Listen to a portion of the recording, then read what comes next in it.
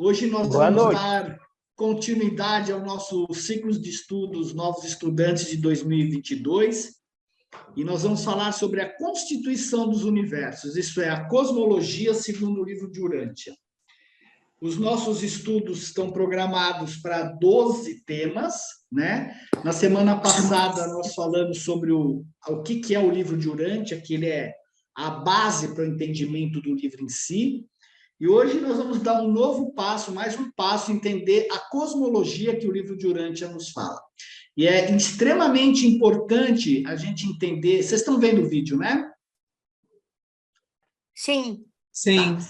É extremamente importante nós entendermos essa questão da cosmologia, porque ela expande a nossa consciência cósmica em relação ao nosso desenvolvimento e destino, assim como da criação. Primeiro, nós vamos entender que existe realmente um pensamento por trás da criação. A consciência, né? Nós vamos ter a consciência da existência de um propósito para a criação. A estrutura, qual é a estrutura dessa criação dos universos? A vastidão dos universos conhecidos e a sua unidade. A organização administrativa destes superuniversos e o papel dos filhos descendentes dentro dessa estrutura. Assim como qual é a posição de Urântia no nosso universo. A questão toda é que nós estamos, como nós estamos em quarentena, e raramente a gente olha para a vastidão do universo, a gente olha para o céu, vê algumas estrelas, vê alguns planetas, e nós somos centrados em Urântia, nós somos centrados no nosso planeta, porque nós não nos relacionamos com outros seres de outros universos, de outros planetas. Então, essa questão, o que eu percebo é que a nossa consciência ela fica extremamente limitada dentro deste espaço que corresponde ao planeta Urântia. Você olha para cima, mas toda aquela criação, que quando nós olhamos para o céu à noite principalmente, ela existe e a gente não tem um conhecimento dela real, ela fica algo meio que vazio dentro de nós. Porque você fala, cara, a única coisa que eu sei, que nos ensinaram até agora, é que só existe nós. No universo todo, nós estamos sozinhos aqui, e fica aquela coisa que não tem muito sentido, né? Você olhar para o céu e falar, bom, para que tudo isso? E o livro de Urântia nos fala, no documento 104, no item 3, parágrafo 2, e ele fala uma coisa que nós estamos vivenciando agora. Que em Urântia, o homem mortal está passando por uma grande idade de expansão de horizontes e de ampliação de conceitos. E nós estamos vendo realmente que de 30 anos para cá, até mais, mas basicamente a coisa se acelerou de forma muito intensa, foi de 30 anos para cá, e a sua filosofia cósmica deve acelerar a sua evolução para acompanhar a expansão na arena intelectual do pensamento humano. À medida que a consciência cósmica do homem mortal expande-se, este percebe o interrelacionamento entre tudo, o que ele encontra por meio da ciência material, da filosofia intelectual e do discernimento espiritual. Ainda com toda essa crença na unidade do cosmos, o homem percebe a diversidade entre todas as existências.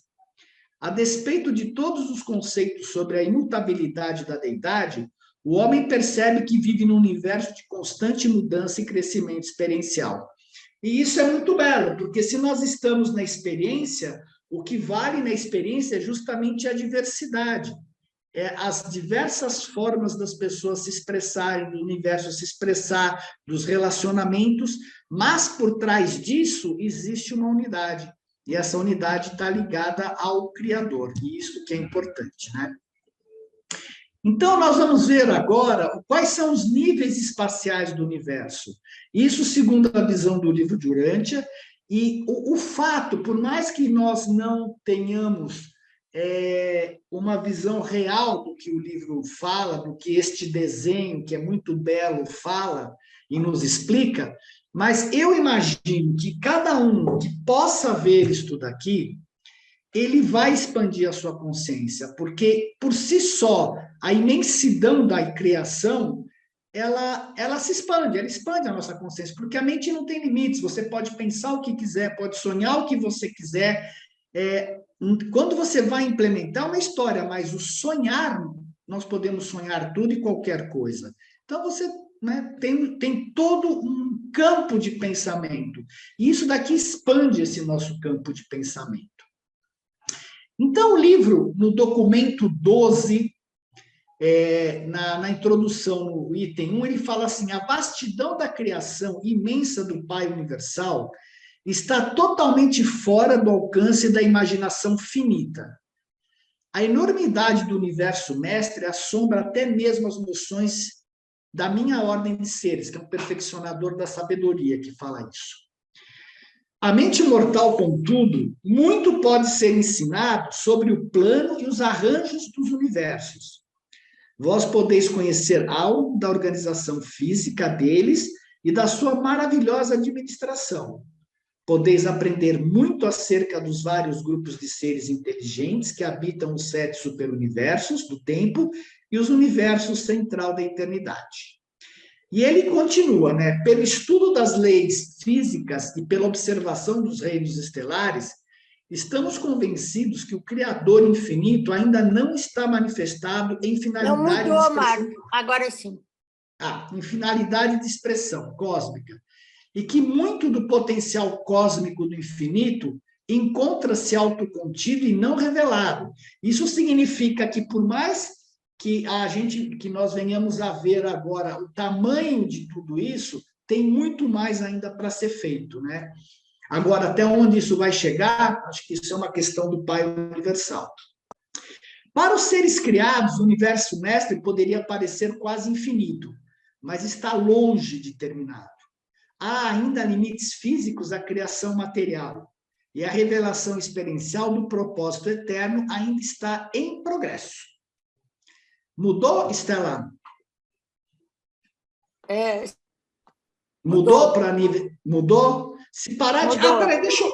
Mudou? Tá. Se não mudar, vocês me avisem, tá? Então, quais são os níveis espaciais do universo? Isso daqui foi um desenho que, se não me engano, o Gary Tong que fez. Eu até comentei que eu li o livro de Urantia inteiro, sem ter ideia do que significava o superuniverso, do que significava um setor maior ou menor, que nós vamos ver mais para frente. Mas quando eu vi esse desenho, ele fez muito sentido, né, para mim. Então, ele diz assim, que partindo do paraíso para fora, na extensão horizontal do espaço preenchido, o universo mestre consiste em 6 elipses concêntricas e os níveis de espaço que rodeiam a ilha central do paraíso. Veja que ele já nos informa que existe realmente uma ilha do paraíso, né? E esses universos, eles são conhecidos como universo central de Avona, fora a Ilha do Paraíso, os 7 superuniversos e os 4 níveis do espaço exterior, que ainda estão em formação e não são habitados até que nós saibamos. Agora, como é que a gente pode identificar isso através dessa figura? Mudei a tela já, tá? Ele diz o seguinte, que no centro de toda a criação tem a Ilha do Paraíso, aqui, ó. Essa Ilha do Paraíso, a bem da verdade, é o maior corpo que existe na criação.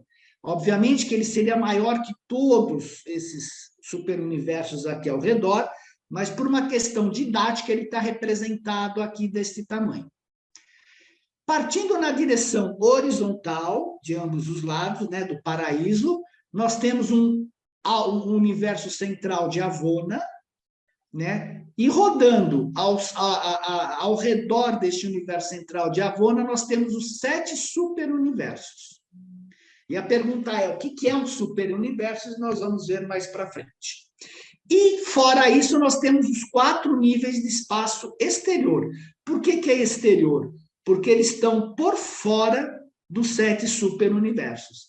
Então, o centro de tudo, o centro do desenvolvimento de toda a criação, de toda a experiência, é a Ilha do Paraíso.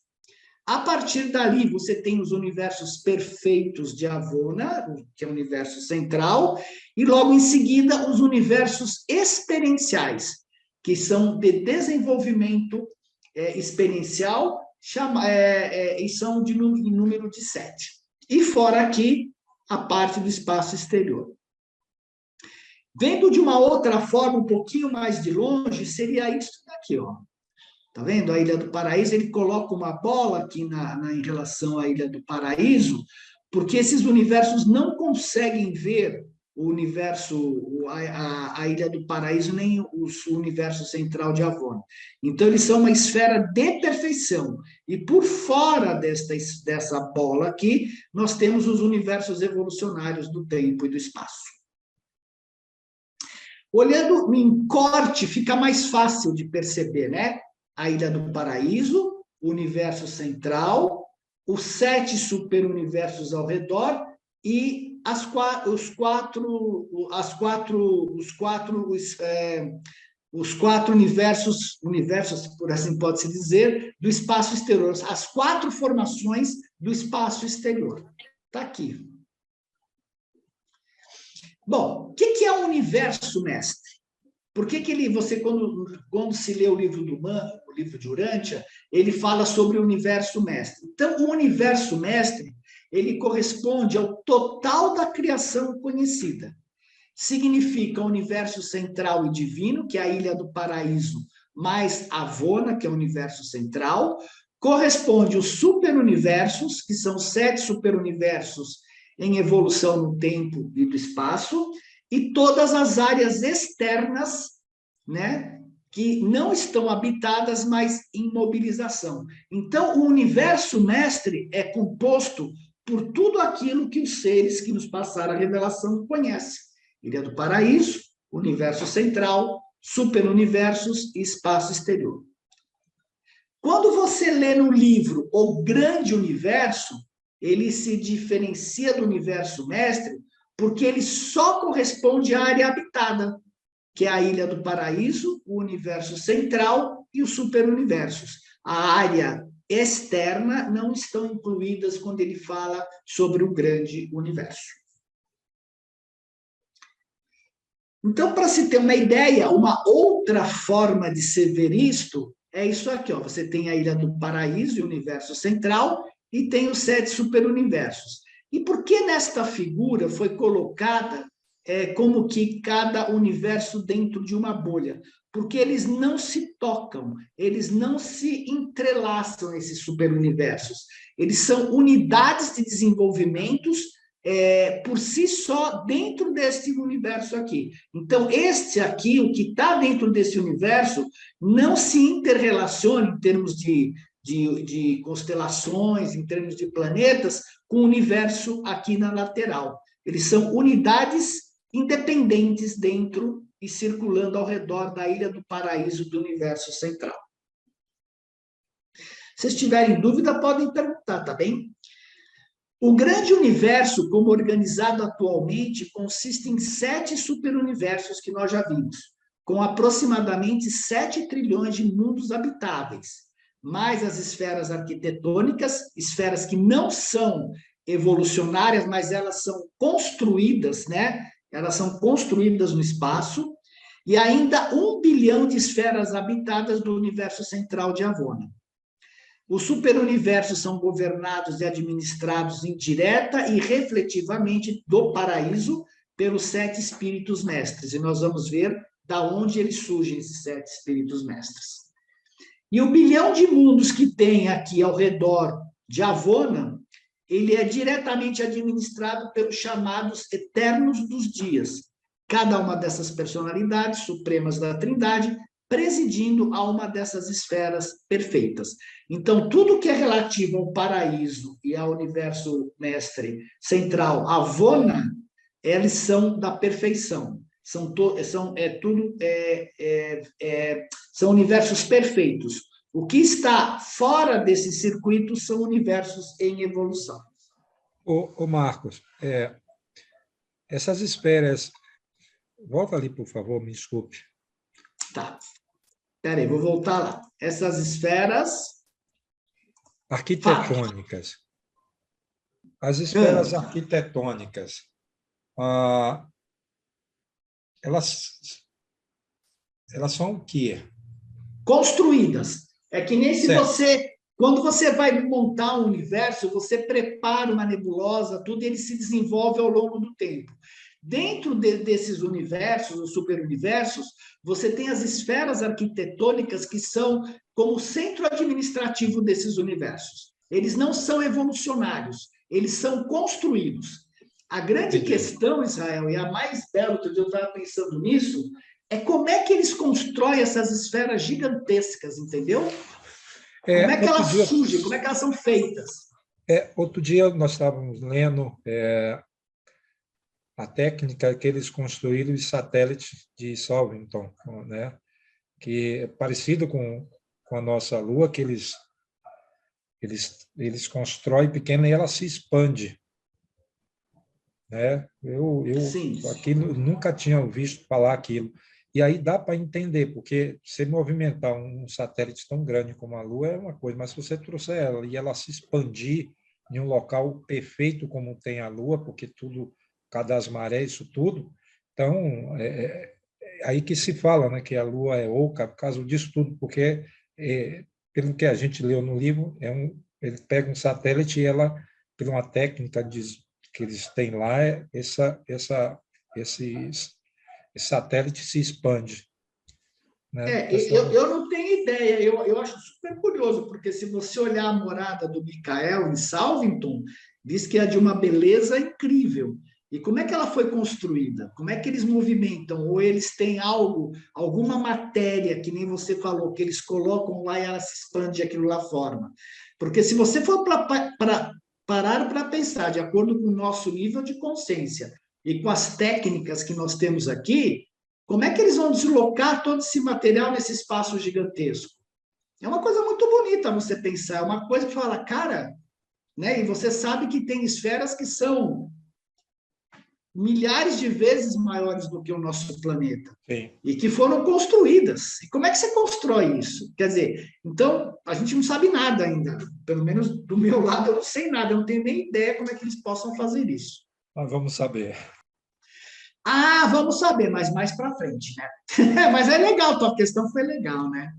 Bom, aí o livro fala que a Ilha do Paraíso é o centro eterno do universo de universos, a morada da deidade. Significa o quê? Que a Ilha do Paraíso, o próprio Pai Universal mora aqui. A própria Trindade, né, também está aqui. É o maior corpo físico da criação universal. Ocupa um lugar físico no universo, mas não depende do espaço nem do tempo. Quer dizer, o paraíso não está nem no espaço nem no tempo, como os universos experienciais. E todas as criaturas dos 7 superuniversos ocupariam apenas 4% da área reservada do paraíso. Para vocês verem o tamanho que deve ser a área do paraíso, teoricamente, os 7 universos teriam 7 trilhões de planetas habitados. Você imagina que se pegar todas essas criaturas, ela não ocupa 4% da área reservada do paraíso.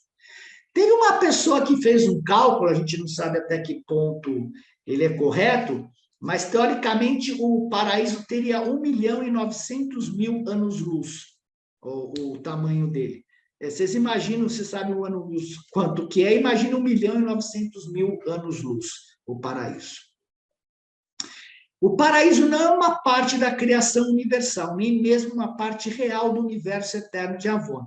O paraíso simplesmente surgiu quando o Pai Universal, teoricamente, nós vamos ver isso lá quando discutirmos a introdução, quando o Pai Universal, teoricamente, saiu da sua infinitude, do chamado Eu Sou, e criou um ponto de manifestação para poder manifestar toda a criação.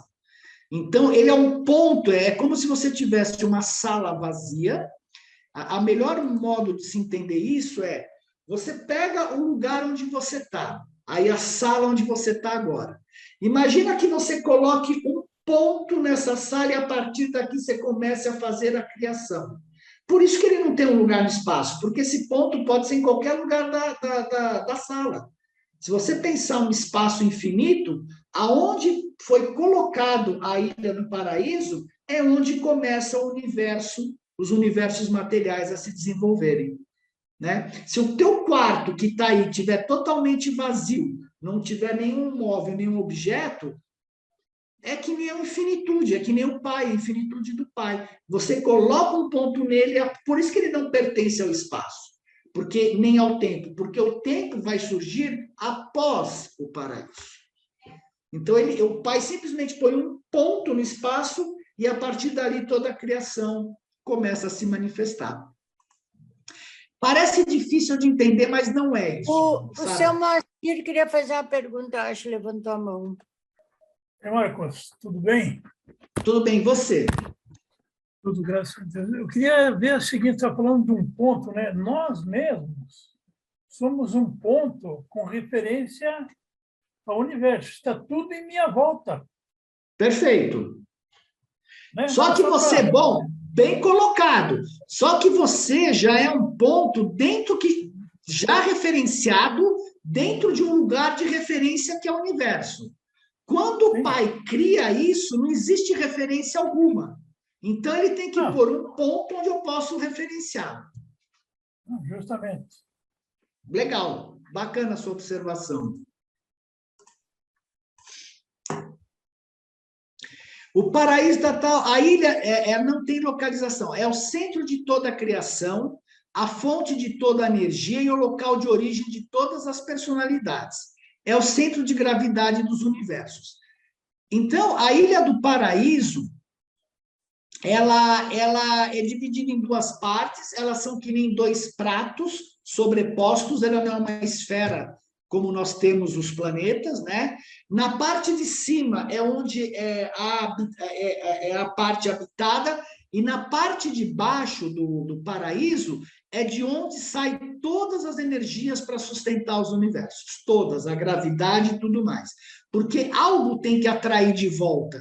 Se a partir desse ponto eu expando para o universo, algo tem que fazer com que seja de poder voltar, né? Quando essa energia percorrer os universos, ela possa voltar ao seu ponto de origem. A ilha central é o corpo mais organizado, mais gigantesco da realidade cósmica em todo o universo mestre. O paraíso é uma esfera material, bem como uma morada espiritual. E aqui, pessoal, é extremamente importante a gente entender. Tudo aquilo do paraíso para fora, a gente pode dizer que é material. A gente fala espiritual e pensa que o espiritual é uma coisa etérica, mas todos os seres vivem em moradas, entre aspas, materiais. Existe, elas podem estar em vibrações mais sutis, mas todo o desenvolvimento do universo é material, tem uma lógica e segue leis físicas. Então, ela é uma esfera material, é o único local onde tem um material que não se encontra em nenhuma outra parte do universo, é esse material da Ilha do Paraíso, tá? É o local da morada do Pai Universal, do Filho Eterno e do Espírito Infinito, assim como dos seus coligados e coordenados divinos. Toda a criação inteligente do Pai Universal é domiciliada em moradas materiais. Portanto, o centro de controle absoluto deve ser material físico. As coisas do espírito e os seres espirituais são reais. Do mesmo modo que aqui dentro do planeta eu olho para as pessoas, eu olho para as aves, eu olho para os animais, eu tenho um senso de realidade. Quanto mais você evolui, mais sutil você fica a sua vibração, aquelas coisas são reais também. Porque elas são reais naquele nível. É a fonte e o centro da matéria física e o arquétipo mestre absoluto da realidade material universal. Isto é, a fonte do paraíso, ela tem as maquetes de como vão ser. Da mesma forma, quando você constrói um prédio, você vai comprar um apartamento, você vê a maquete do prédio, em Avone, no paraíso, tem a maquete, por assim dizer, né, o arquétipo de tudo aquilo que está em desenvolvimento em todos os universos. Então, tudo isso daqui é planejado, não é ao acaso. E, obviamente, como o Pai, ele fez toda essa criação devido à experiência, né, para que a gente pudesse experienciar a criação, tudo aquilo que sai dele deve voltar para ele com experiência. Então, é o destino, a Ilha do Paraíso é o destino de todos os mortais evolucionários e de todos os outros seres, obviamente, que se fusionam ao espírito, isto é, todos os seres mortais que se fusionam ao espíritos e os outros seres descendentes também que vêm para ajudar os seres mortais a evoluir. Então, a Ilha do Paraíso é o destino de todos os seres em evolução. Saiu do pai e volta para o pai. A gente pode associar isso ao filho pródigo. O filho foi, saiu, foi experiência e volta à casa do pai. E o livro complementa que a beleza material do paraíso consiste na magnificência da sua perfeição física. É óbvio, né? A grandiosidade da Ilha de Deus é demonstrada nas realizações intelectuais esplêndidas e no desenvolvimento da mente dos seus habitantes. A glória da Ilha Central é manifestada no tom infinito da personalidade espiritual divina, à luz da vida. Veja, apesar de ser o paraíso, você tem realizações intelectuais e tem o desenvolvimento da mente. Então, é bom a gente tirar aquela fantasia que muitas das religiões nos colocam, que quando você morre, você senta à mão direita do pai e fica numa boa. Não tem nada disso. O universo, por si só, todo o desenvolvimento evolutivo, ele é absolutamente com base em aprendizado, em realizações intelectuais e de todas as formas. Ao redor do paraíso, gira o universo central de Avona. Veja, o paraíso é estático. Se a gente for pensar na lei da física, ele não pode ficar mudando de lugar. Ele é estático e Avona, o universo central, gira no sentido horário em relação ao paraíso. Então, você imagina que tem 1 bilhão de mundos girando no sentido horário em direção ao paraíso, muito semelhante ao nosso sistema planetário girando ao redor do Sol. Eu acho linda essa imagem aqui que fizeram, né? Porque aqui você tem o paraíso e aqui tem as 7 esferas de Avona, com 1 bilhão de esferas perfeitas. Obviamente que o paraíso é maior do que essas 7 esferas de Avona, então vocês imaginam que essas esferas que rodam ao redor do paraíso, qual a velocidade que elas não têm que ter para completar um ano, né? Ao redor do paraíso. E o mais interessante é que a luz do paraíso é tão intensa, mas tão intensa, que ela ilumina toda a Avona. Ela ilumina tudo isso daqui. Então, quem está em Avona consegue enxergar o paraíso normalmente. O universo central não é uma criação no tempo, tem uma existência eterna. Este universo sem começo e sem fim no tempo consiste em 1 bilhão de esferas de perfeição sublime e é rodeado de enormes corpos escuros de gravidade. A gente vai entender o porquê desses corpos de gravidade. Os mundos de Avona são dispostos em 7 círculos concêntricos que rodeiam diretamente as 3 órbitas dos satélites do paraíso. Há mais de 35 milhões de mundos no circuito mais interno de Avona e mais de 245 milhões no mais externo, com quantidades proporcionais no intervalo entre ambos. E aí, fazendo uma continha, você consegue ver quantos mundos tem nos outros circuitos. Cada circuito é diferente, mas todos são perfeitamente equilibrados e organizados com refinamento. E cada um é permeado por uma representação do espírito infinito e um dos 7 espíritos dos circuitos. Além de outras funções, esses espíritos impessoais coordenam a condução dos assuntos celestes de cada circuito. Então, a gente vê que mesmo em Avona, mundos de perfeição, você também tem uma ordem, você tem coordenação, você tem aquela máxima do que é em cima e embaixo, a mesma coisa, obviamente que de uma forma muito mais organizada, autogovernada, como eles estão lá, e não da forma evolucionária como nós estamos passando aqui. Os seres espirituais não residem em espaços nebulosos, eles não habitam mundos etéreos, são domiciliados em esferas reais, de uma natureza material, mundos tão reais como esses em que vivem os mortais. Apesar de reais, a sua substância de fato difere da organização material dos planetas dos 7 universos. O material de Avona consiste na organização exata de 1000 elementos químicos básicos. Quanto nós temos aqui agora? 120 e tantos. Lá eles têm 1000 elementos químicos. Quanto? 118. 118. E na função equilibrada das 7 formas de energia de Avona. Veja que aqui a gente tem, lá eles têm 7 formas de energia. Cada uma dessas energias básicas manifesta 7 fases de excitação, de modo que os nativos de Avona respondem a 49 estímulos sensoriais diferentes, né? 49 formas especializadas de sensações. Nós respondemos a 12, nós não temos apenas 5 sentidos. O próprio livro de Urântia e o Rudolf Steiner tem um livrinho que ele publicou em 1914, que ele fala sobre dos 12 sentidos humanos. Então, lá eles têm 49. Os sentidos moronciais, quando a gente for para o mundo das mansões, são 70, e nas ordens espirituais mais elevadas variam em diferentes tipos de seres, indo de 70 até 210. Você já imaginou você ter 210 tipos de sentidos?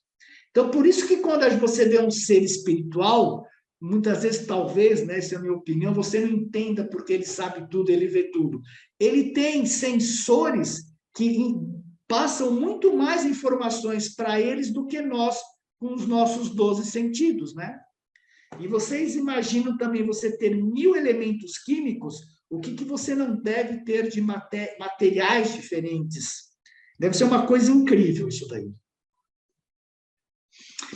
Bom, ao redor do universo central, nós temos os corpos escuros de gravidade. E por quê, né? Na periferia deste vasto universo gira um número inacreditável de enormes corpos escuros de gravidade. Essas multidões de massas escuras são inteiramente diferentes de outros corpos do espaço, sob muitos aspectos. Até mesmo na sua forma, eles são diferentes.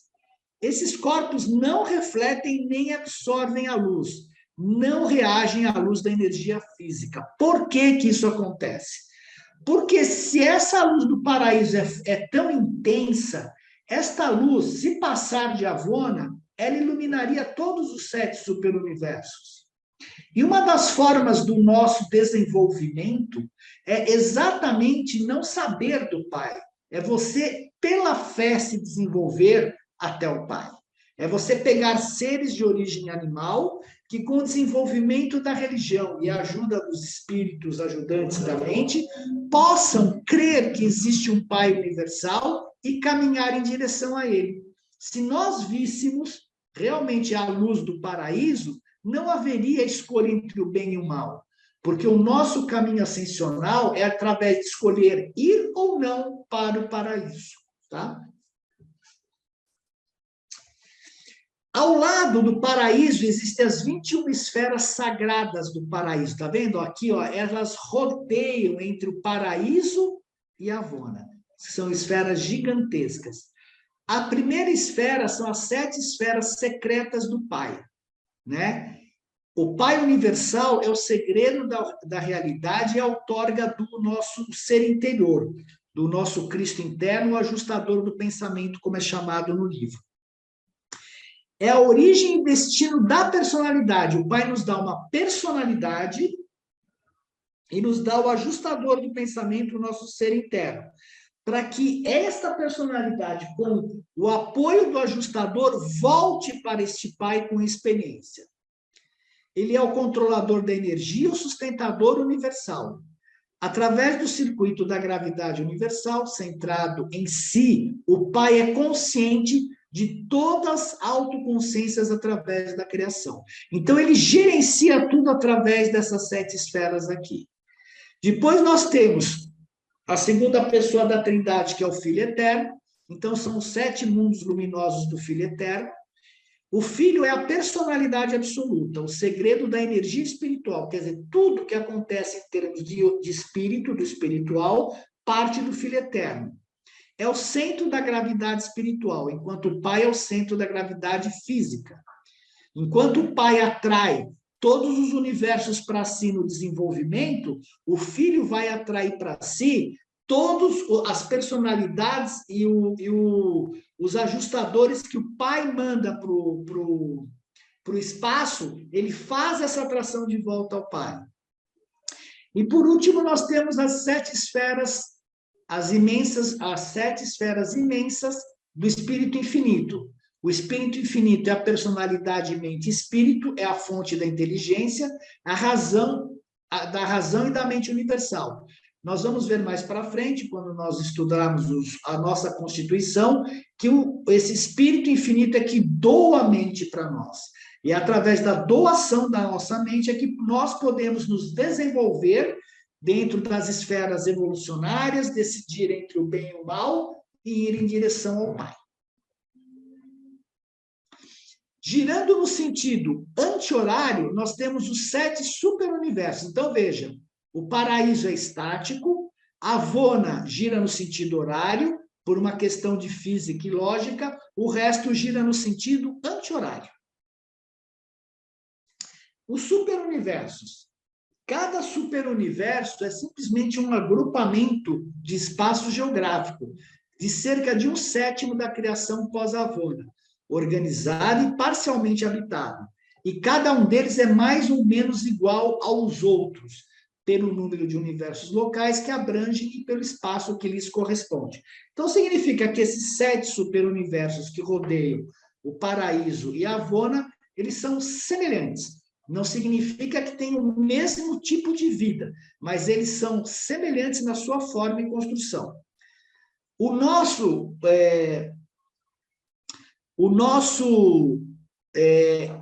universo, que é chamado de Nébadon, né, é uma das mais recentes criações dentro de Orvonton, que é o 7º superuniverso no qual nós habitamos. Nós vamos ver detalhes deles já já. E aí uma coisa importante também para desmistificar é a origem do número 7. Nós vemos por aí muitas pessoas falando, mas o número 7, como é que ele aparece? O que é o número 7, né? Por que o 7 é importante na criação? Existe uma razão para isso. O livro fala, apesar de ser teórico, que existe a deidade estática chamado Eu Sou, que é a deidade absoluta, contendo todo o potencial de energia, matéria, espírito e mente. Então, é aquele ser estático. Este ser estático, Eu Sou, o que acontece com ele? Ele está sujeito à limitação da perfeição, porque ele é eterno, imutável e infinito. Por isso que existe a experiência, porque ele precisa se liberar, por incrível que pareça. Eu acho que a gente vai evoluir esse pensamento quando chegarmos lá em cima, mas este Eu Sou, entre aspas, a única limitação dele é a própria perfeição. Ele não sabe o que significa não fazer a vontade dele, que tudo faça a vontade dele. Então, por isso que ele é limitado pela sua própria perfeição. Ele é eterno e imutável. E, para tanto, esse Eu Sou, ele se personaliza naquilo que nós chamamos de Pai Universal, que seria a primeira manifestação dele, mas é ele que se manifesta no Pai Universal. Esse próprio Pai Universal, ele se autoduplica naquilo que se chama de Filho Eterno, porque é tudo ele, tudo parte daqui. Então, é uma duplicação. E o Pai Universal, junto com o Filho Eterno, criam o Espírito Infinito, que também é uma autoduplicação dos dois. E isso dá origem à Trindade do Paraíso. Aquilo que a gente conhece como Pai, que é a fonte primordial de tudo, que se projeta como personalidade no Filho Eterno e que ambos criam o Espírito Infinito, que é quem vai possibilitar os mundos experienciais, que é quem vai possibilitar, que vai executar o plano do Pai. E o plano do Pai, que é sair daquela infinitude, ele precisa se diferenciar. E essa diferenciação do Pai, ele cria em si, no Filho Eterno, como personalidade. É a primeira diferenciação do Pai universal. Por isso que o Filho Eterno é a personalidade absoluta. E o Espírito Infinito é quem vai manifestar a parte da criação, é o executor. Aqui é o pensamento, né? Aqui fugiu o nome. Aqui é o Pai universal, é o pensamento, me esqueci, o Filho Eterno fugiu o nome, e aqui é a execução. O Espírito Infinito é a execução daquilo que o Pai e o Filho Eterno concordaram em fazer como parte experiencial. Não é algo como o projeto, não lembro o nome também. Eu também me fugiu o nome, Stella. Seria o projeto, o Pai é o pensamento, o Filho mas me fugiu o nome. E aí, obviamente, que se eu tenho o Pai que se interassocia, que se projeta no Filho, e os ambos se associam e se projetam no Espírito, isso continua. Então, quando o Pai e o Filho se unem, eles vão criar um quarto elemento, que é a união do Pai e do Filho, que é outra interassociação, que não é do Espírito. Quando o Pai e o Espírito se unem, cria um outro elemento de associação, que é o Pai e Espírito. E da mesma forma, o Pai, Filho e Espírito. E quando Filho e Espírito, desculpa. E quando o Pai universal, o Filho eterno, Espírito infinito, ambos os três se diferenciam, se associam, eles criam uma sétima possibilidade, que é Pai, Filho e Espírito. Marcos. Você pode perguntar, mas não é tudo igual? Não, porque isso daqui são projeções, já vou. Isso daqui são projeções que o Pai faz de si mesmo, mas que não é o próprio Pai. É uma projeção que não tem o mesmo potencial que o Pai. Entenderam? Aqui você vai ter o Pai, quando se projeta aqui, ele tem uma personalidade. Quando você projeta um espírito, você vai ter uma outra personalidade com outro nível de capacidades. Da onde vem essas capacidades, o que acontece, a gente não sabe. Eu não sei, pelo menos. Mas o que acontece é isso, são possibilidades. Quem ia falar? Marcos. Olhando esse teu gráfico e sabendo que cada um dos espíritos ali ele é responsável por um superuniverso, e o nosso superuniverso seria, então, pelo Pai, Filho e Espírito, nós não poderíamos pensar que o nosso seria o mais completo? Eu tenho essa ideia. Não, o que acontece é o seguinte, é que cada superuniverso ele é gerenciado por um daqueles seres, né? O Pai, Filho, tudo mais. Quando os criadores, dos universos, né? Como é o nome? Oh, meu Deus do céu. Quando os 7 espíritos mestres criam os universos, quando eles se reúnem, quando alguém tem que falar o que a Trindade pensa, é do 7º superuniverso que ele dá o ponto de vista. É o nosso. Por exemplo, se alguém tem que falar qual é a opinião do Pai, vai ser do espírito mestre do universo número 1. Quando tem que falar qual é a opinião do Pai e do Filho em conjunto, é do superuniverso número 2. E assim sucessivamente. E quando tem que dizer o que a Trindade, ou a união do Pai, Filho e Espírito representa, é o nosso superuniverso. Então, ele é o mais completo. Ele consegue falar em nome da Trindade do Paraíso. Entendeu? Porque nós temos o privilégio de estar no universo que representa, que o Espírito Mestre representa, entre aspas, a Deidade. Ficou claro? Ficou. Legal. A gente vai ver isso agora aqui. Então, a origem, né, de tudo que permeia a criação, por isso que 137 permeia a criação. Porque é o Pai, o Filho e o Espírito, e o Espírito infinito se autoduplica, num certo sentido, onde vai ter o Pai universal, aqueles 7 que a gente viu, o Espírito Mestre, correspondente ao Filho Eterno, ao Espírito Infinito, ao Pai e o Filho, ao Pai Espírito, ao Filho Espírito e ao Pai, Filho e Espírito. E são esses 7 Espíritos Mestres que vão dar a origem aos super-universos, a toda a criação finita. Ficou claro isso? Então, veja que o Pai, ele se manifesta, né, na personalidade Pai Universal, ele se personaliza, quer dizer, ele se diferencia deste Eu Sou através do Filho Eterno. Eles criam o Espírito Infinito, que vai dar a mente, que é o campo onde vai poder ter todo o desenvolvimento da criação, e esse Espírito Infinito projeta este potencial do Pai, do Filho e dele mesmo nesses Espíritos Mestres, que vão fornecer a energia para os 7 superuniversos. A parte da energia, a parte da essência de cada um dos superuniversos. Os 7 Espíritos Mestres do Paraíso são as personalidades primeiras do Espírito Infinito no ato criativo cétuplo de autoduplicação. O Espírito Infinito esgotou as possibilidades matemáticas de combinação inerentes à existência real das 3 pessoas da deidade. Tivesse sido possível produzir um número maior de Espíritos Mestres, e eles teriam sido criados, mas há justamente 7 possibilidades de associações inerentes às 3 deidades e apenas 7. Isso explica por que o universo funciona em 7 grandes divisões, e porque o número 7 é básico e fundamental na organização e na administração do universo.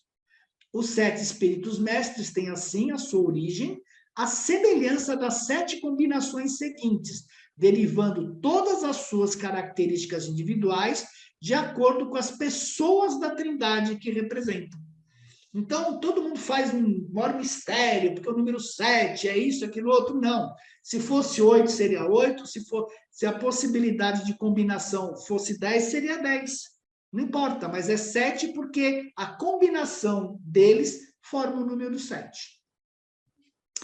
Pois bem, e qual é a organização, né? A gente consegue saber um pouquinho sobre a organização do Paraíso e de Avona no livro, mas o que nos importa é entender a organização administrativa dos 7 superuniversos, porque é aqui que nós vivemos e é aqui que a gente consegue ver e experienciar.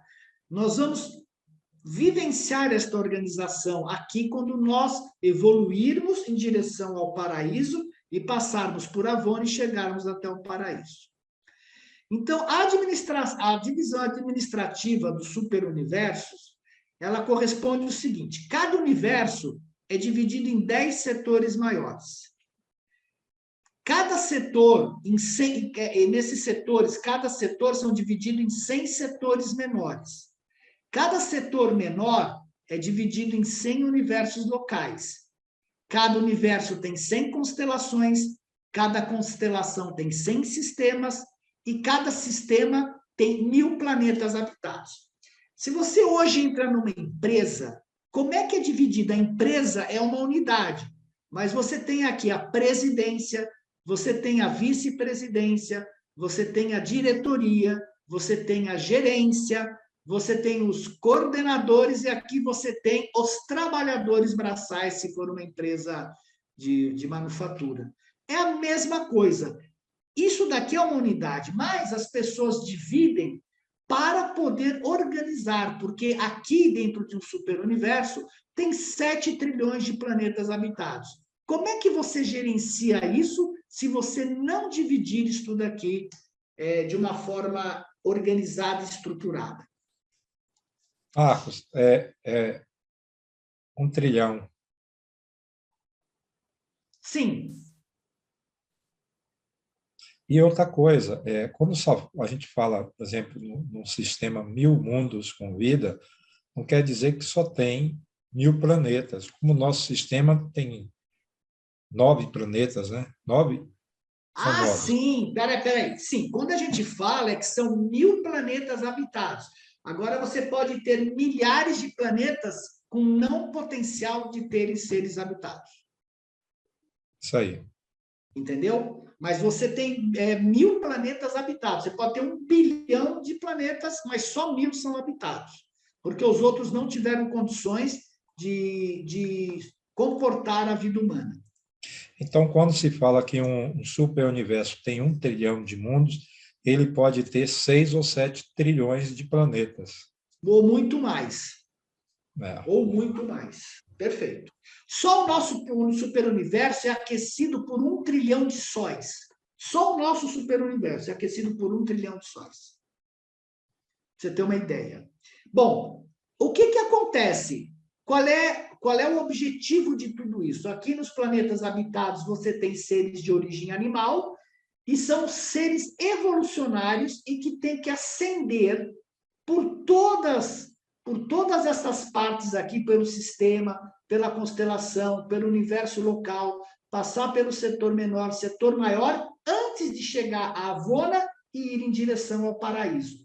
E esses seres que partem daqui e chegam aqui são chamados de seres ascendentes, são seres evolucionários.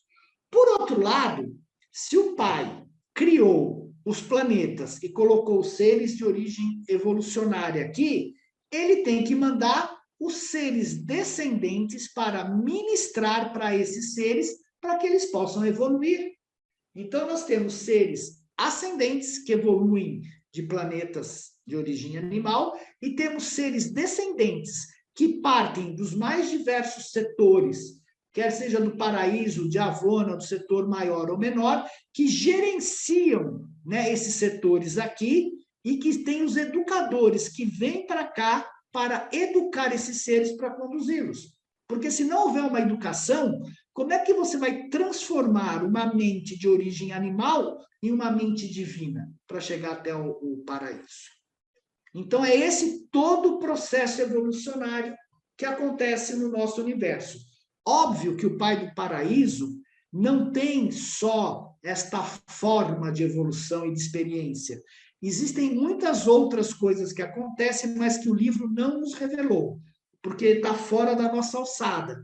Mas existem outras formas de vida, outras formas evolucionárias que não foi nos revelado. Bom, vamos detalhar essa parte administrativa. Então, aqui, ó, nós temos aqui uma divisão administrativa. Temos os 7 superuniversos, né? Cada superuniverso tem as características do espírito mestre que o administra. Então, o superuniverso número 1 tem a característica do pai, o número 2 do filho, o número 3 do espírito, o número 4 a junção do pai e do filho, o número 5 do pai e espírito, o 6 do filho e espírito, e o 7º do pai, filho e espírito. Cada superuniverso tem 10 setores maiores. Está aqui. Esse daqui são os setores maiores. E tem 1 trilhão de planetas habitáveis.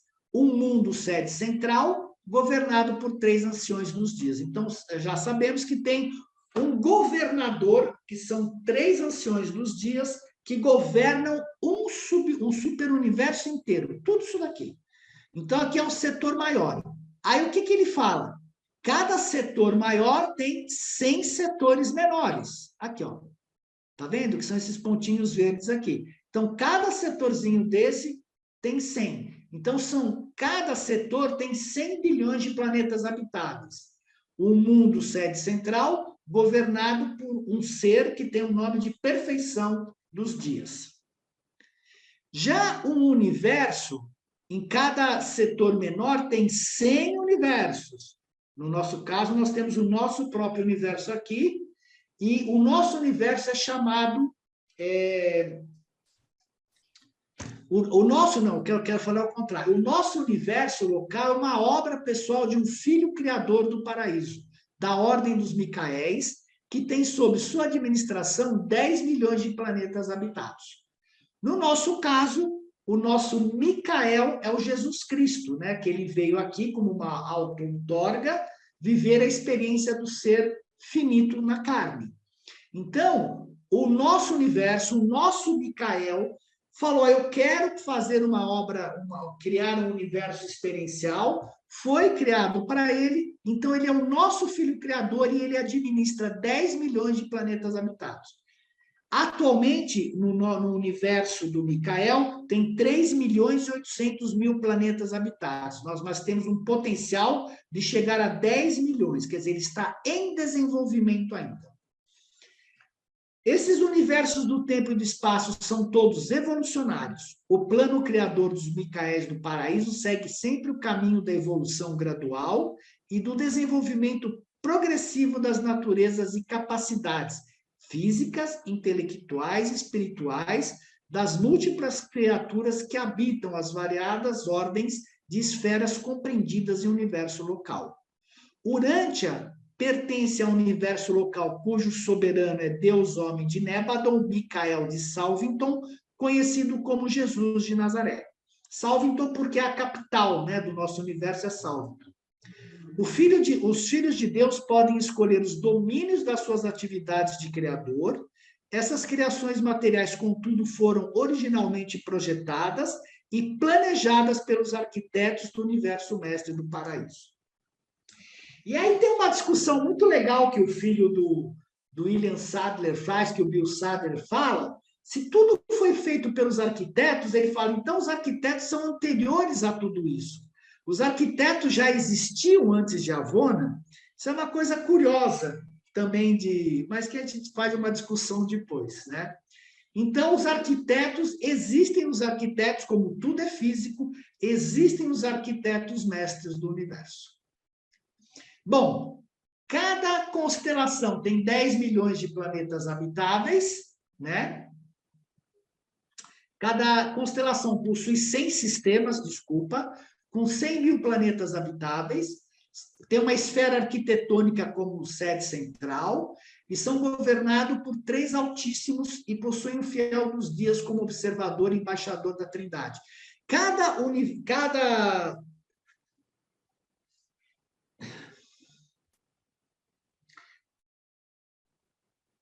O que eu ia falar aqui? Não sei. Governado por 3 altíssimos e possuem o fiel dos dias. Tá. Depois, um sistema, que é a unidade básica, consiste em 1000 mundos habitados. Ela tem uma esfera arquitetônica como sede central e cada sistema é governado por um soberano do sistema. E cada planeta é presidido por um príncipe planetário. Então, veja, a gente parte do superuniverso, passa por uma administração do setor, passa pelo setor maior dentro de um superuniverso. Dentro desse setor maior, nós temos setores menores. Aí você vai ter uma unidade de universo que tem dentro delas constelações, formada por constelações, que tem sistemas, e cada sistema tem 1000 mundos habitados. Então, onde é que nós estamos? Um sistema é formado por milhares de estrelas, aí responde, mas somente algumas delas têm ao seu redor planetas com potencial de vida humana. Em 1935, quando o livro de Urântia foi entregue, Satânia, que é o nome do nosso sistema, já comportava 619 mundos habitados e mais 200 em evolução. O nosso sistema tem potencial de ter 1000 mundos habitados. Quando esses 200 se vingarem a evolução dele, nós vamos ter já 819 mundos habitáveis dentro do nosso sistema de Satânia. O nosso sistema solar, funcionando como atualmente, tem 3 bilhões de anos e foi registrado em nosso universo local com o nome de Montmartre. Eles deram o nome de Montmartre. Então, você tem o Sol, Mercúrio, Vênus, a Terra, Marte. Esse daqui é o nosso sistema solar funcionando. O nosso planeta, Urântia, que é o nome cósmico dado ao planeta Terra, é o terceiro planeta a partir do Sol, registrado com o número 606 dentro de Satânia. Quer dizer, nós vimos que tem já 619, né? O nosso é o 606. Quer dizer que já tem, quando nós fomos criados, já tem mais de 19 planetas habitados. Urântia atingiu seu tamanho atual há 1 bilhão de anos atrás, e a vida humana surgiu no planeta há 1 milhão de anos. Urântia, o número dele de registro no paraíso é 5.342.482 milhões, 337 milhões, sei lá, já me perdi aqui, 666. Esse 666, quando visto por um dos apóstolos, esse número era tão grande para a mente dele que ele associou isso como o número da besta, que não tem nada a ver, simplesmente é que o nosso planeta termina com 666 no registro do paraíso. Se esse registro do paraíso seguir em ordem cronológica de criação dos planetas habitados, teoricamente, mas não sei se é verdade, a gente poderia supor que já existem 5 trilhões de planetas nos universos com um máximo de 7. Então, faltaria praticamente 1 trilhão e 700 bilhões de planetas para completar toda a capacidade de planetas habitados nos universos. Urântia, né? A localização de Urântia, ela está aqui, ó, dentro do superuniverso, dentro de Satânia. Urântia está dentro do sistema de Satânia, dentro da constelação chamada Norlatiadec, do universo local chamado Nébadon, do setor menor chamado Ensa, do setor maior chamado Splandon e do 7º superuniverso chamado Orvonton. Então, quando a gente vai dentro da parte administrativa, né, o nosso superuniverso é chamado de Orvonton, ele está dentro de um setor maior chamado Splandon, de um setor menor chamado Ensa, de um universo local chamado Nébadon, né, que é dirigido por Jesus Cristo, dentro da constelação de Norlatiadec, do sistema de Satânia, e finalmente chega Urântia. Então, essa é a parte administrativa do universo. E nós, dentro daqui, nós estamos dentro da Milky Way, dentro da Via Láctea. Aqui, praticamente, o que significa subnitrato de pó de nada. Porque se a gente olhar o tamanho de tudo isso, aonde a gente está localizado é praticamente nada, né? A gente, no nosso planeta, se acha sozinho no universo, a gente costuma ter uma arrogância imensa com todas as coisas, mas a hora que você olha uma perspectiva de onde nós estamos localizados, nós realmente somos nada, mas o que nos faz verdadeiramente ser algo valioso para o universo é ser um ser experiencial, ter uma personalidade doada pelo Pai e um fragmento do Pai que vem experienciar junto a nós a matéria. É isso que nos faz valiosos. Muito bem, onde está localizado Urântia dentro daqui? Então, a gente viu que a gente tem os corpos escuros de gravidade ao redor do paraíso, né? Temos aqui a Vona, o paraíso, aqui nós temos o superuniverso de Orvonton, no setor maior Splandon, no setor menor Ensa, no universo local de Nébadon, no sistema Satânia, e nós estamos aqui, bem para fora. Por nós estarmos localizados bem aqui em cima, é que os nossos telescópios, que os cientistas com os nossos telescópios, astrônomos, conseguem ver o espaço exterior. Por isso eles falam que o nosso universo está em expansão. Porque eles conseguem ver. Se a gente estivesse aqui, provavelmente a gente não conseguiria enxergar o espaço exterior com tanta clareza como a gente enxerga por estar na ponta aqui. Tá? E aí foi aquilo que eu falei, ó, região administrativa, né? Sumarizando, o superuniverso número 7, quem gerencia, e dentro disso daqui nós temos um total de 1 trilhão de planetas habitados. Então, se olharmos um superuniverso e um grande universo, um superuniverso, o total da criação são 7. 10 setores maiores corresponde a 70 setores maiores em todos os superuniversos. 1.000 setores menores num superuniverso, 7.000 setores maiores nos 7 superuniversos. 100.000 universos locais, 700.000 universos locais. Quando a gente fala que tem 700.000 universos locais, significa que nós temos 700.000 filhos criadores. Então, Jesus não é o único filho de Deus. Ele é único porque ele tem uma personalidade única, mas o Jesus tem outros como companheiros, mais 699 mil filhos criadores micaéis. 10 milhões de constelações, 70 milhões de constelações, 1 bilhão de sistemas, 7 bilhões de sistemas, 1 trilhão de planetas habitáveis, 7 trilhões de planetas habitáveis. E aqui tem uma coisa importante quando a gente olha que nós temos que estudar, porque nós temos aqui o centro geográfico no infinito, o paraíso, né, que é o universo divino, tudo aqui é relativo à perfeição. Mas nós temos níveis cósmicos das criações do tempo e do espaço. E uma coisa importante de nós entendermos que nós estamos no 7º nível, que é o domínio físico, que são os mundos individuais e planetas, onde está localizado Urântia. Quando nós deixarmos Urântia, nós vamos passar para o domínio moroncial, que é um domínio entre o espiritual e o físico. Como eu até comentei a semana passada, não é possível pular do físico para o espiritual. É que nem quando você tem o gelo, nas condições normais de temperatura e pressão, ele passa pelo estado líquido antes de ir para o estado de vapor.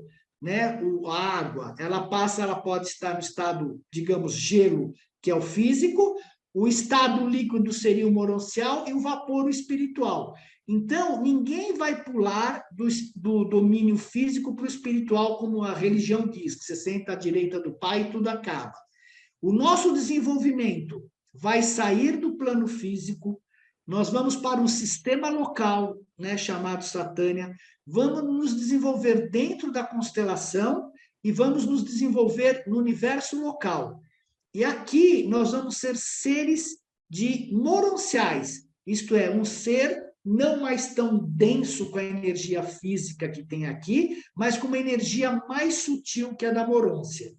E antes de nós passarmos para sermos efetivamente seres espirituais, só vamos chegar a ser seres espirituais quando nós chegarmos ao setor menor, que é o 3º nível dentro de um superuniverso, que é relativo ao setor menor, setor maior, superuniverso, e quando chegarmos nesse desenvolvimento único, a gente atravessa aqui e começa o nosso desenvolvimento de Avona até chegarmos diante do Pai no paraíso.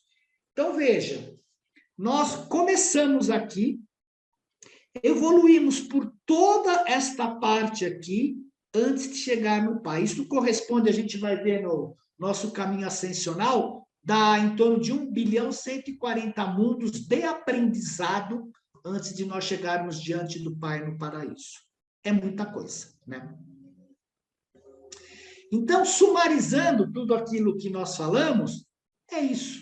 Temos o paraíso, do paraíso nós temos Avona, de Avona nós temos o superuniverso, dentro do superuniverso um setor maior, um setor menor, uma constelação, um universo local, um sistema, um planeta evolucionário, onde seres de origem animal chegam ao paraíso, cumprindo o mandato do Pai, sede perfeitos como eu sou perfeito. Tudo isso daqui, todo este desenvolvimento experiencial é para cumprir este mandato original do Pai de sede perfeitos como eu sou perfeito. E você vai chegar lá em Avona como um finalitor. Fala, Israel. No nosso tempo, falando em relação ao nosso tempo, quanto tempo você acha que a gente chega no paraíso? Não tem tempo, porque quando você sai daqui, você vai determinar seu tempo. Você vai evoluindo ao longo de tudo isso. Mas um dia a gente fez uma conta brincando. Se você ficasse 1 segundo em cada planeta, você demoraria 2 anos para chegar lá. Se não me engano, do tempo terrestre, entendeu? Sim. Uma vez o André e eu estávamos brincando, a gente fez a conta, 1 segundo em cada planeta, você demoraria, sei lá, é só fazer as contas lá. Mas você vai ficar o tempo que for necessário, eu não tenho ideia, e também não importa o tempo. Porque você vai poder servir no universo, você pode estudar a parte de astronomia, você vai fazer vários serviços dentro do universo. E você só vai chegar lá quando você for passando e se desenvolvendo espiritualmente. Não importa o tempo. Né? Não, Pelo tudo que eu bem, entendo, não importa. mas só para a gente ter essa noção. Outro dia a Não gente estava dá. discutindo. Outro dia a gente estava discutindo e eu disse, olha, de 1 a 2 milhões de anos, no mínimo. Não, que é isso? Isso daí é só para você chegar nas mansões. Não, pelo amor de Deus. Não, já passou das mansões aí. Não, prima, que 2 milhões de anos, pode esquecer, cara, vai muito mais que que isso. o tempo lá é outro, né? Não dá para a gente ter essa Sei, noção. mas Mesmo, tu não vai conseguir também base o transformar no nosso tempo tempo daqui. aqui. Mas tu não vai conseguir. Eu acho assim, Israel é muito maior, viu? É muito maior do que... Porque se você pensar lá se nós pensarmos em termos de tempo, o tempo lá é diferente daqui, né? O tempo lá, o ano lá, por exemplo, puta, quanto que vale lá em Salvington? Um ano em Salvington equivale a 8 anos, se não, um dia em Salvington equivale a 8 anos da Terra. Então, não tem como você fazer um paralelo, entendeu? Mas é só para as pessoas terem consciência que a gente vive 50, 60, 70, 80 anos, né? A gente acha que viveu muito. O tempo que a gente vai levar para lá é alguma coisa assim, não é que o cara morre para vai sentar junto do lado direito do pai, né? Vai ter uma grande caminhada para as pessoas terem noção disso. Porque a Igreja Católica nos pôs na mente isso, e é uma coisa curiosa o que eles falam, porque eles dizem o seguinte: se você com apenas 80 anos de vida, que é nada, você vai viver uma eternidade no inferno, se você for mal. Cara, isso não faz o mínimo sentido lógico de uma evolução. Então, se você foi ruim por 80 anos, você vai passar a eternidade queimando no fogo do inferno. Se você foi bonzinho, você fica ao lado de Deus tomando vinho. Cara, entende que isso não tem lógica para a criação, para um Pai universal, para todo este projeto magnífico não faz ideia. 8 anos, olha aqui, ó.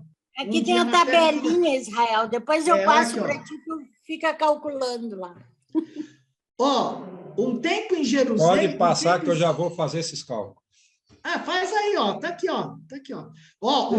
Um ano na Terra um ano na Terra equivale, um ano em Uversa equivale a 8 anos na Terra. Então um dia em Uversa equivale a 8 anos na Terra. Um dia? Não tem como tu calcular isso aí, impossível. Israel é a mesma coisa. Você sabe que o ciclo de vida da borboleta é 2 dias. Só que para ela aquilo é uma eternidade. Um dia para ela é uma eternidade. Você entendeu? Sim. Então, a mesma coisa para nós. A hora que você entra... Imagina a velocidade que giram os planetas de Avona em redor do paraíso. É uma coisa fora para nós de entendimento o que é o tempo lá. Não, eu sei, Marco, mas é só para as pessoas terem consciência do tamanho da caminhada que a gente vai ter, né? Que as pessoas pensam que é fácil, vai chegar lá, vai 2, 3, 5, sei lá, 100 anos já estamos lá. A caminhada é muito longa e é de perfeição, como você mesmo disse, é de perfeição. E se você se perfeccionar melhor, você chega mais rápido. Se não, é mais demorado. Paciência. E é bom você falar isso, porque isso mostra para nós, isso expande a nossa consciência. Isso expande o nosso modo de ver as coisas, para tirar um pouco essa fantasia que nós temos, né? E nos mostra que o mundo é uma grande escola. O próprio é uma grande escola. A gente vai estar aprendendo o tempo inteiro. Só lá em Salvington são 490 planetas dos Melquisedeques que nós vamos passar para aprender. Então, é muita coisa, é muito aprendizado, é muito trabalho.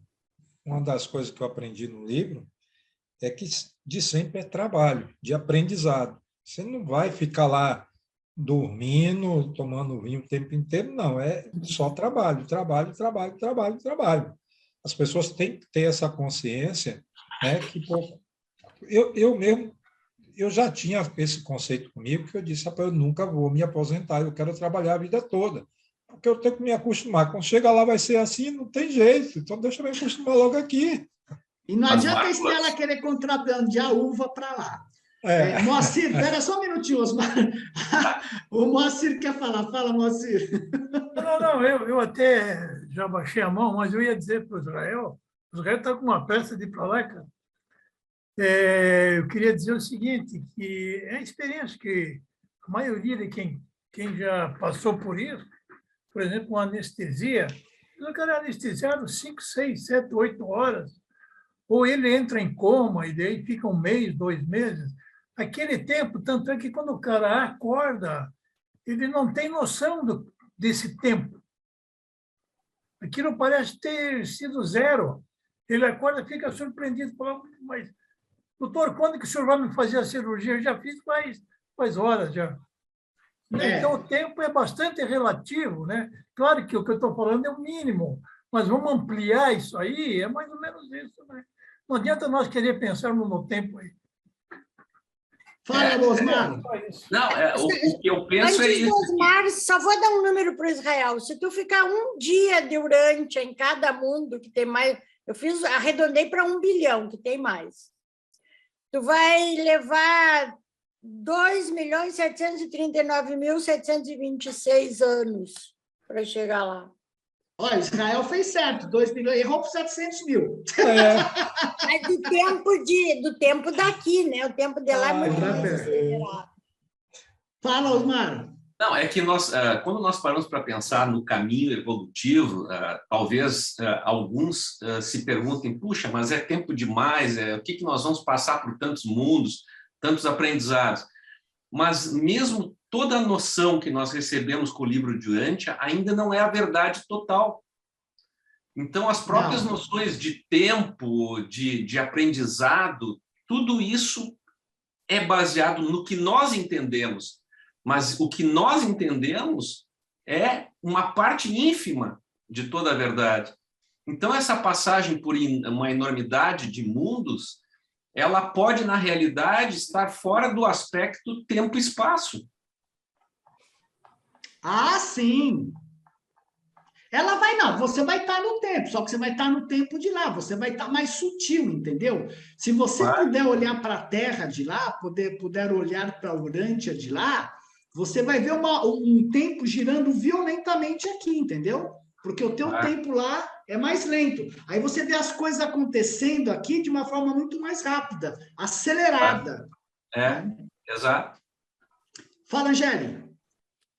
Então, eu quero falar para o Israel que tudo bem, a gente só evolui através de muito esforço, muito trabalho, mas Deus é tão pai, tão amor, que a gente vai ter uns corais, uns concertos para assistir, nós vamos ter prazer no nosso trabalho, não deve ser uma coisa, deve ter muito esforço, mas deve ser uma coisa assim, sabe, feita com satisfação, com vontade, para quem quer evoluir, claro. Então, eu tenho a impressão que não vai ser uma coisa assim tão cansativa. Não, também concordo com você, eu acho que vai ser muito prazeroso. Sim, vai ser. E se fala muito em cultura e música, o livro fala muito disso. Aí que a gente vai ter o prazer de assistir um concerto, né? Porque aqui a gente só quer saber de funk, é horrível. A bem da verdade, eu não pensei que fosse dar tempo, eu vou mostrar mais 4 slides para vocês, que são curiosidades sobre a criação. Eu não achei que fosse dar tempo, mas são curiosidades sobre a criação de Urantia, né? Há 400 bilhões de anos, Michael de Nebadon, que é o nosso filho criador, escolheu a nebulosa de Andronover como local para construir seu universo local. 400 bilhões de anos atrás. Olha aqui, do nosso tempo, obviamente, né? No último registro em nosso universo, Nebadon, havia 3.841.101 planetas habitados. Para chegar a 10 milhões, falta 1.700.000. O nosso sistema Satânia não é uniforme. os 600 mundos habitados estão localizados em mais de 500 sistemas solares diferentes. Olha que interessante, cara. 619 mundos habitados em 500 sistemas solares diferentes. Apenas 5 tem mais do que 2 mundos habitados, e destes, apenas um tem 4 planetas habitados. 46 tem 2 mundos habitados, né? Olha que curioso isso daqui. Os universos vizinhos mais próximos nossos são chamados de Avalon, Encelon, Sancelon, Portalon, Wolverine, Fanoving, Alvoring, puta, cada nome estranho. Todo espaço visível a olho nu a partir de Urântia pertence ao nosso superuniverso de Orvonton. Quer dizer, quando você olha para o Sol, ou quando você olha para o céu à noite, você está vendo o superuniverso de Orvonton. O nosso superuniverso é iluminado e aquecido por mais de, eu falei, são 10 trilhões de sóis ardentes.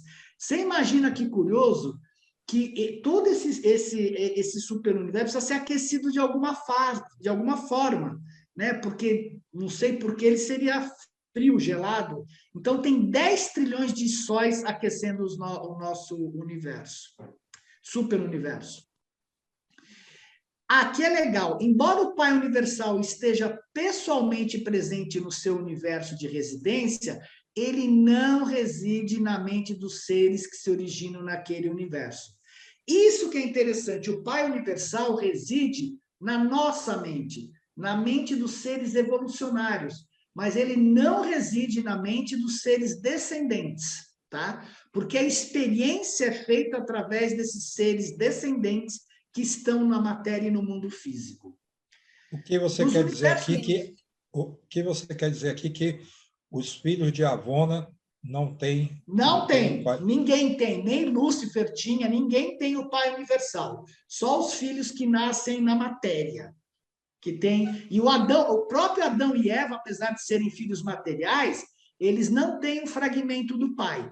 Eles só vão ter o fragmento do Pai quando eles terminarem o serviço dentro de um universo, quando esse planeta, dentro de um planeta, quando esse planeta já tiver em luz e vida, eles forem liberados, aí eles recebem um ajustador do pensamento e vão em direção ao paraíso. Mas o nosso Adão e Eva também teve o direito de receber, né? Quando eles seguirem em direção ao paraíso, sim, eles receberam porque eles caíram em falta. Foi. Só por isso. Mas, Sim. senão, eles só receberiam ajustadores quando estivessem, após o planeta ter atingido luz e vida. Ok. O fato de a origem do ser evolucionário ser animal não constitui estigma para qualquer personalidade aos olhos do universo, pois é esse o método exclusivo de produzir um dos 2 tipos básicos de criaturas volitivas de inteligência finita. Então, o fato da gente ser de origem animal não significa que a gente é pior ou melhor, significa que nós temos um fragmento do Pai, o que, num certo sentido, é muito melhor. Mas o mais curioso é que existem 2 tipos básicos de criaturas evolutivas de inteligência finita, que eu não sei quais são. Quando as alturas da perfeição e da eternidade são alcançadas, mais honras haverá, então, para aqueles que começaram mais por baixo e escalaram com alegria é difícil, né? Mas os degraus da vida, de luta em luta. E tais seres, ao alcançar as alturas da glória, haverão adquirido uma experiência pessoal que incorpora um conhecimento real de cada fase de vida, desde o ponto mais baixo até o mais alto. Por isso que a gente sai de um universo de origem animal e passa por todo o processo monancial, espiritual, até chegar diante do Pai. Porque esta é a experiência. Então, isto é o que se quer, este é o objetivo do Pai. Então, nós estamos cumprindo o objetivo do Pai. E tudo isso, em tudo isso, a sabedoria dos criadores é mostrada. Seria igualmente fácil para o Pai Universal gerar todos os mortais como seres perfeitos, que nem Avona, concedendo-lhes a perfeição pela sua palavra divina. Mas isto os privaria da experiência maravilhosa, da aventura da educação e aperfeiçoamento, associados a longa e gradual ascensão para o interior. Experiência esta a ser provada apenas por aqueles afortunados que começam do ponto mais baixo possível da existência vivente. E o livro nos informa, né, o livro de Urantia fala, por exemplo, que os seres de Avona, entre aspas, têm inveja de nós, da nossa experiência, porque todo o universo é experiencial. E isto é que é dado de valor. O nosso grande valor é esse, é começar do mais baixo. Outra curiosidade é que o nosso príncipe planetário chegou 500 mil anos após a vida inteligente já estar estabelecida no planeta.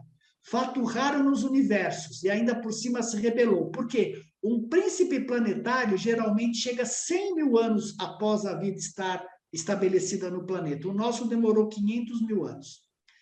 As 6 raças coloridas tiveram origem de uma única mulher, em uma única família, algo totalmente não usual no universo, porque elas nascem de diferentes famílias e a nossa foram gêmeos. As 7 raças coloridas nasceram de uma única mulher, de uma única vez. Eva cometeu uma falha por erro de julgamento. O amor de Adão por ela era tão grande que deliberadamente ele decidiu cair para acompanhá-la. Então, quem cometeu a falha foi Adão e não a Eva. Apesar do nosso universo local ter mais de 3,8 milhões de planetas habitados, o filho criador do nosso universo decidiu empreender a sua última outorga em nosso planeta. E nós o rejeitamos e crucificamos. Isso é incrível, né? O Micael, Jesus, veio para cá, veio para trazer um ensinamento elevado. Não só nós o rejeitamos, como crucificamos. Isso é incrível, realmente. Por isso que a gente é conhecido como o planeta da cruz, né? Mas ele fala também, ele veio por tudo que a gente passamos, né? Não, lógico, ele veio para isso. Tudo que fizeram aqui deu errado. Então ele disse, não é possível, eu vou lá para dar uma ajudinha a esses filhos de Deus aí. É verdade. E ele fala também uma coisa interessante, porque a gente tem a impressão que a gente está jogado no universo, porque a gente não vê o gerenciamento fisicamente, né? Mas a vossa esfera é tão precisamente administrada e fomentada, com tanto e tal amor, que é como se ela fosse o único mundo habitado em toda a existência. Isso está no documento 183. E a gente vê toda essa situação do mundo, essa coisa toda, a gente acha que não estamos sendo gerenciados, né? E esse daqui, eu gosto muito dessa imagem, porque ela foi feita, não sei por quem, mas ela representa como o templo dos finalitores. E a finalidade, né, ser um finalitor é o nosso objetivo, com os seres que se fusionam ao Pai. E acho de uma beleza incrível essa imagem do templo dos finalitores. Era isso que eu tinha a dizer para vocês. Alguma questão a mais, alguma coisa que eu possa ajudá-los a melhor entender ou aprender também?